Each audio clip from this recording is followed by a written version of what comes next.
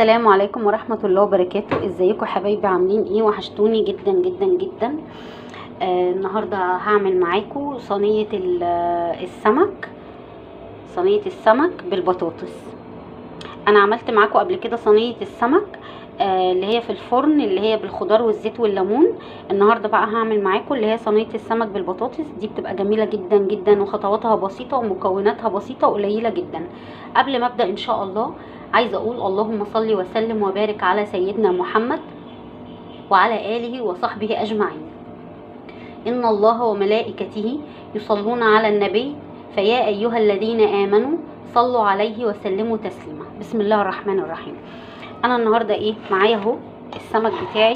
أنا جبته غسلته وتبلته التتبيلة اللي كلنا عارفينها. عبارة عن التتبيلة بتاعتي؟ أنا جبت الخلاط، شفشق الخلاط عادي خالص، حطيت فيه حوالي 3 قرون فلفل رومي، ونص قرن فلفل حامي. حطيت فيه ليمونتين، عصرت فيه ليمونتين، ما حطيتهمش بقشرهم. حطيت فيه ربع كوبايه خل، تمام. معلقه ملح، معلقه فلفل، معلقه كبيره كمون، ماشي. وضربتهم في بعض، وما ضربتهمش الفلفل ما ضربتوش قوي. ونسيت اقول لكم معلقه توم، اهم حاجه معلقه توم، تمام. عملت تبلت السمك بتاعي من جوه. بقيت اخد التتبيله اللي بقول لكم عليها، اصفي ميتها كده على جنب، يعني اصفي ميتها واخد بالمعلقه الناشف اهو زي ما انتم شايفين، وحشيت بيه السمك. اهم حاجه في السمك طبعا عايزه اقول لكم الكمون والليمون، اهم حاجه، وطبعا الخل مهم جدا. بس انا عملت بقى؟ تبلت السمك كله من جوه. طبعا انا غسلاه ومصفيه قبل ما اعمل فيه اي حاجه. حطيت هنا حطيت هنا بطاطس، شويه بطاطس كده انا قطعتهم واديتهم غلوه واحده بس على النار، مش يستووا ولا حتى نص السلقه، لا، هي غلوه واحده بس، عشان خاطر الصينيه بتاعتي ما بتقعدش كتير على النار، عشان السمك بيستوي بسرعه زي ما احنا عارفين. وده بصل، حوالي 3 بصلات انا قطعتهم، ودول حوالي 4-5 قرون فلفل. هو لسه تحت البصل 4-5 قرون فلفل رومي. اللي عايز حامي يحط، ده اختياري. دي انا هنا بقى معايا معايا كل اللي هحطه: معلقه كمون تانية، ربع معلقه فلفل اسود. انا مش مكتره الفلفل الاسود عشان انا حاطه اصلا في الدقه من الاول.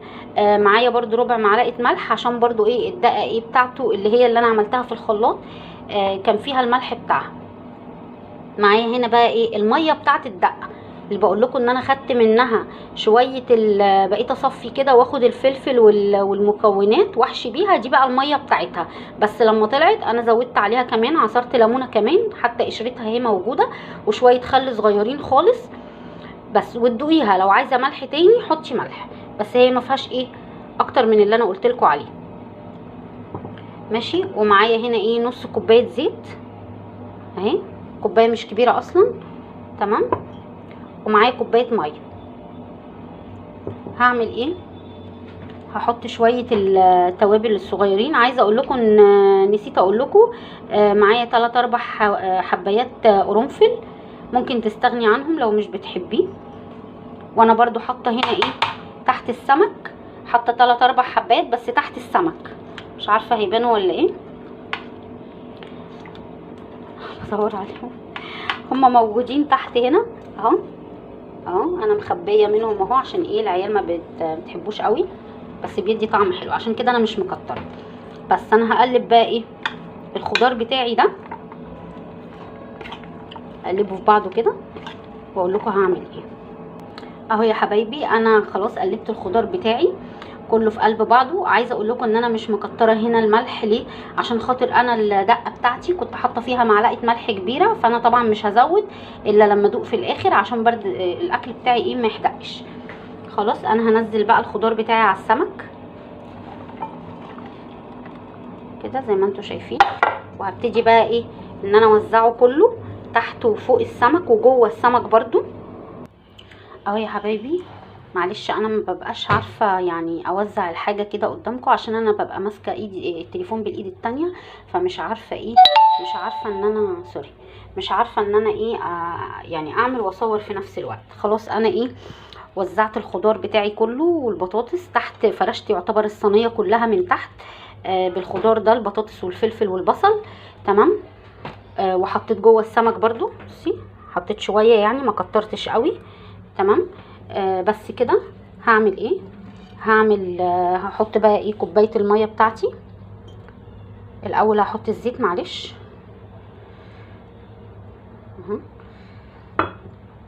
وهحط الميه،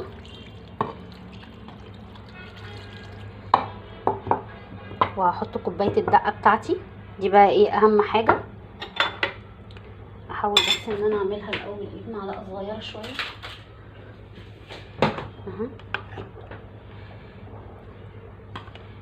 كده هوزع الاول سمكيه سمكيه كده. هو كده كده السمك واخد ايه دقه، واخد من الخلطه اللي انا قلت لكم عليها بتاعه التتبيله الاولانيه دي خالص، فهو طبعا ايه شارب حاجته كلها. انا دلوقتي عايزه اسقي بقى ايه الخضار نفسه بالكلام ده كله، عشان طبعا ايه يبقى طعمه حلو. الدقه دي طعمها حلو جدا، محطوط فيها ليمون كتير، محطوط فيها خل كتير. تمام. واخده ملح مظبوط، واخده طعم الفلفل طبعا الحراق اللي هو نص القرن اللي انا قلت لكم عليه. براحتكم يعني، هو الحامي والبارد ده اختياري. اهو. تمام. سهله جدا وبسيطه، ما فيهاش اي حاجه.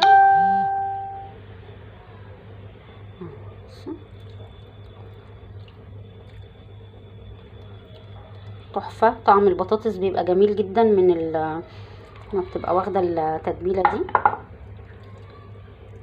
انا هشيل الليمون ده مش محتاجاه، بس كده.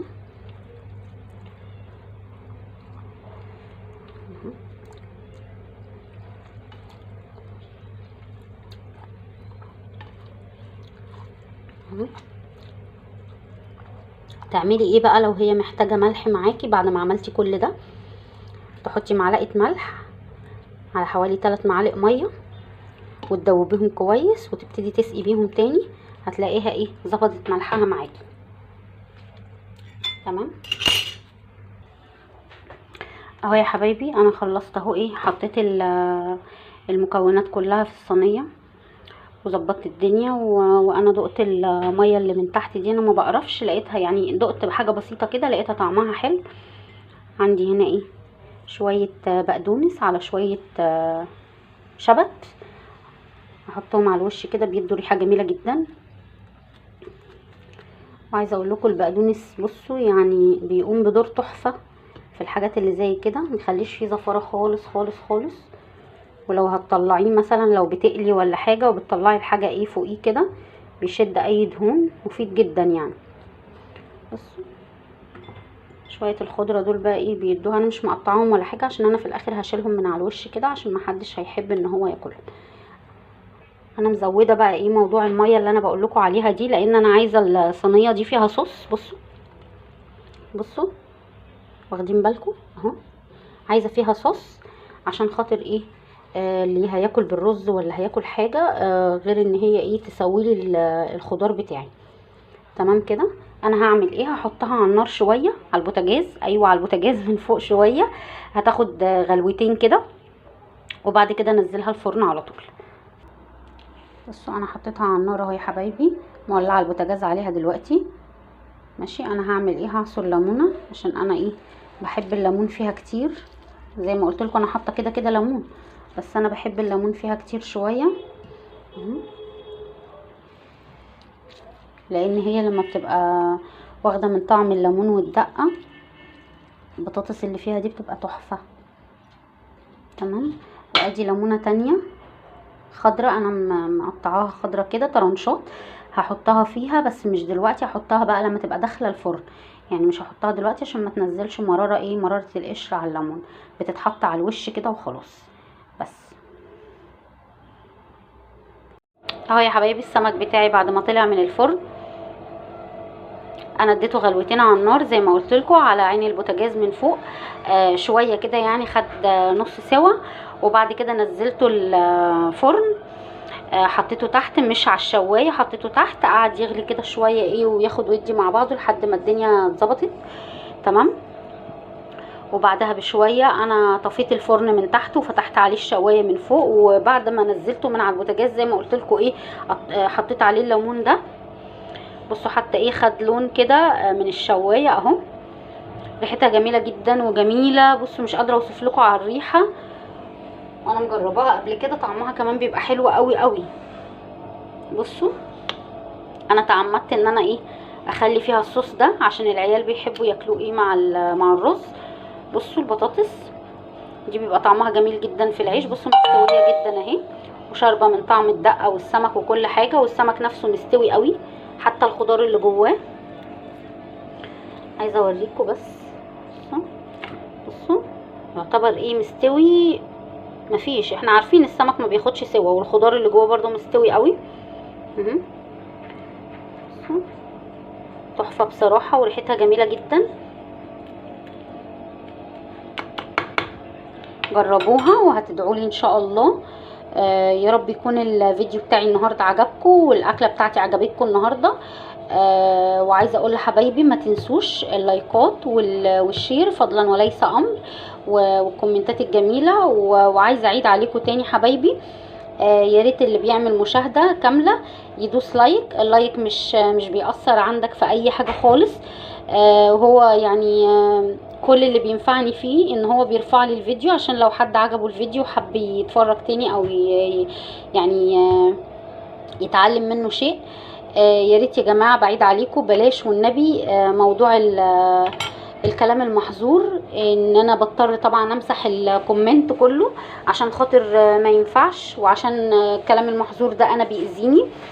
وبلاش خلوا بالكم يعني يا ريت، لان انا والله كومنتات كتير جدا بضطر احذفها بدل ما تأثر عليا يعني. وبعيد عليكم يا ريت يا ريت يا ريت ما تنسوش اللايك، يا ريت ما تنسوش اللايك، يا ريت ما تنسوش اللايك. شكرا لكم جدا جدا، وفي رعاية الله. السلام عليكم ورحمة الله وبركاته.